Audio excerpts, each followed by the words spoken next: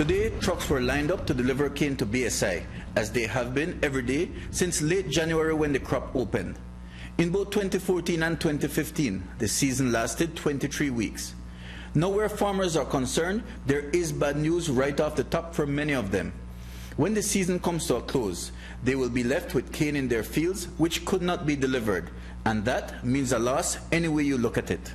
The downside is really the fact that we are coming to the end of the crop, and there is still cane that is available for harvest, and that is one of the sort of difficult points that we had to discuss as part of agreeing at end of crop date, because amongst everything that needs to be considered as factors that are normally considered to determine the end of crop date, cane availability is one, and in this year. Previous years that has not been a big factor to consider, but this year it is. So unfortunately, the delay has resulted in this position that we are now approaching the end of the crop, and we still have cane left. How much cane will be left over is yet to be determined, based on the last survey that was done by CIRDE, which estimated 1.29 million tons of cane out there. We will be going to next week, and we estimate that the cane that will be milled will be close to 1.15. That leaves about 140,000 tons of cane left in the field, but Carballo says it's not a total loss.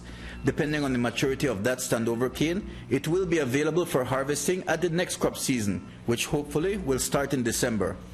And that brings us to the good news, which is very good indeed. But this crop on the upside has been a record crop in terms of sugar production.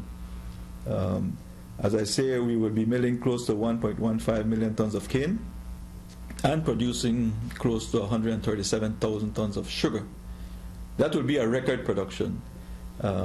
Before this, the record was 125,000 tons of sugar in any one crop, and over a longer period of crop. This crop for 23 weeks, having done 137,000 tons, will be a record. And it is a combination of good quality cane, inherently good quality cane. The pollen cane has been a record high, combined with excellent factory efficiency in terms of extraction, in terms of time efficiencies. The factory has performed extremely well, and that combined with very good cane quality throughout the crop has resulted in this new record tons cane to tons sugar ratio. That's the good news and the bad news in a nutshell. And in the past week, farmers have been calling out for an extension in the crop so that the bad can be minimized.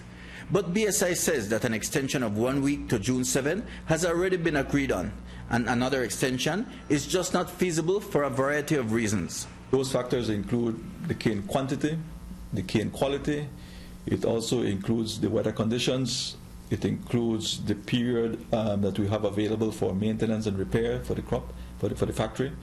As it is right now, we have eaten into some of that time that we would need to ensure the repair and maintenance program.